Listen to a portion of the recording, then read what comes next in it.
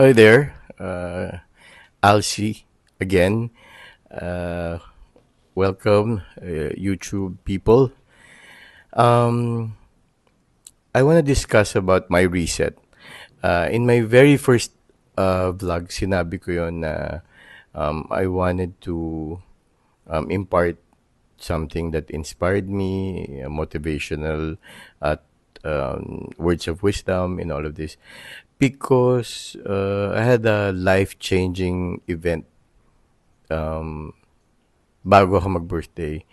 And I thank God na na-experience ko siya because I don't know if you're feeling this, di ba? Parang we are always somehow, if you know that you're doing something that's you're not proud of and you're not happy, and when you look back, you know na ayaw mo mag-end yung buhay mo like that.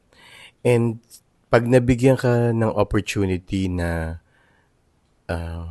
makabangon, mapatawad, at mag-reflect, tapos magising ka the next day na um, that chance, that hope na pwede mo pang, you cannot rewind your life, but pwede kang magsimula ulit ng bago.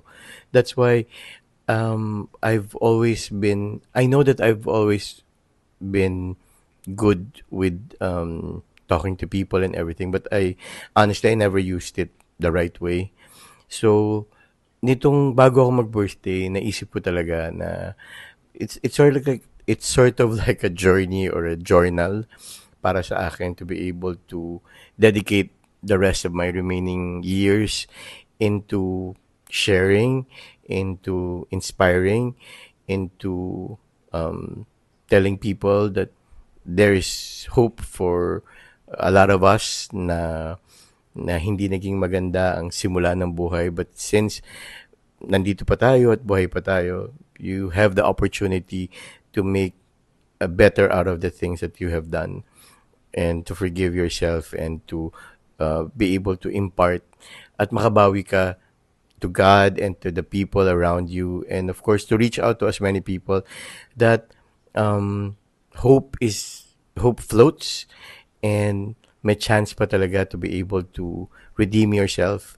So this channel that I did is all about that.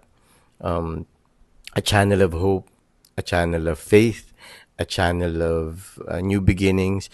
And I'm hoping that as I continue doing my vlogs, maka-reach out ako sa inyo at masabi ko sa inyo yung pinaka-importanting message that you could make the most out of your life na hindi pa huli ang lahat. I know it's an old cliche, kaya lang gusto ko lang, I'm one of the few, I'm one of the many na gustong makabawi at gustong makapag-inspire, because the greatest testimony is yung nahasa sa fire, sa sakit, sa kasalanan, di ba?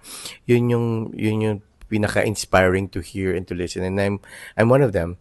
So that's my salvation, that's my redemption, that's my inspiration. And being here and knowing that I could reach out to as many people gives me this spark of joy na pwede akong pwede kong baguhin ang takbo ng buhay ko. So there. Um, Ito, lagi ko itong pinapakita itong desiderata na to. Nagkakaroon po ako ng series to discuss this because kukwento ko sa inyo how I discovered it. And this is my only tattoo, and I tried my best to live by it. Although, syempre, nung simula nga, paganong-ganon yung buhay ko, so it was difficult. But now, I just thank God that I'm able to have this a chance to be able to impart this, because um, I I I have valued and I have been encouraged and inspired sa Desiderata. Anyway, so I hope to see to hear more from you sa mga comments niyo, and please like and subscribe. It's very important. I highly appreciate it. So see you in my next vlog, and maraming salamat sa time ninyo. God bless.